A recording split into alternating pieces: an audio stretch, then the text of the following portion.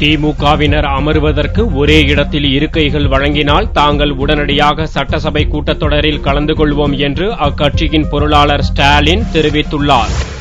நில மோசடி வழக்கு தொடர்பாக பாளையங்கோட்டை மத்திய சிறையில் அடைக்கப்பட்டுள்ள திமுகவைச் சேர்ந்த தளபதி பொட்டு சுரேஷ் மற்றும் திருவாரூர் மாவட்ட திமுக செயலாளர் பூண்டி கலைவாணன் ஆகியோரை அங்கு சென்று திமுக பொருளாளர் ஸ்டாலின் சந்தித்து பேசினார். சந்திப்புக்கு பின்னர் செய்தியாளர்களிடம் பேசிய ஸ்டாலின், சமச்சீர் கல்வி தொடர்பாக உச்சநீதிமன்றம் அளித்துள்ள தீர்ப்பு வரவேற்கத்தக்கது என்றும் மக்கள் எதிர்பார்த்த தீர்ப்பு என்றும் கூறினார். சட்டசபையில் திமுகவினருக்கு ஒரே பகுதியில் அமர்வதற்கு இருக்கைகள் அளித்தால் தாங்கள் கூட்டத்தொடரில் உடனடியாக கலந்து கொள்வோம் என்றும் ஸ்டாலின் தெரிவித்தார்.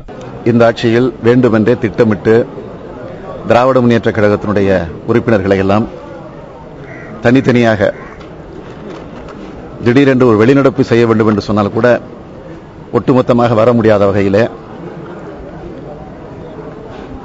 திமுக சட்டமன்ற உறுப்பினர்களுக்கு ஒரு பாதுகாப்பு இல்லாத நிலையில் இடங்களை ஒதுக்கியிருப்பது அது சட்டத்திற்கு புறம்பானது.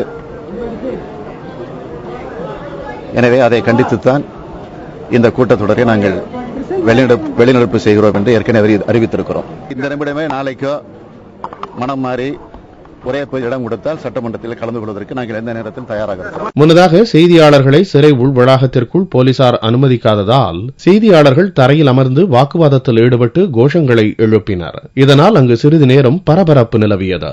பாளையங்கோட்டையை தொடர்ந்து திருச்சி சென்ற ஸ்டாலின் நில மோசடி புகார் உள்ளிட்ட வழக்குகளில் திருச்சி மத்திய சிறையில் அடைக்கப்பட்டுள்ள அட்டாக் பாண்டி, பகுதிச் செயலாளர் காஜாமலை விஜி, கரூர் மாவட்ட இளைஞரணி அமைப்பாளர் ரவிக்குமார் உள்ளிட்ட திமுகவினரை சந்தித்து பேசினார்.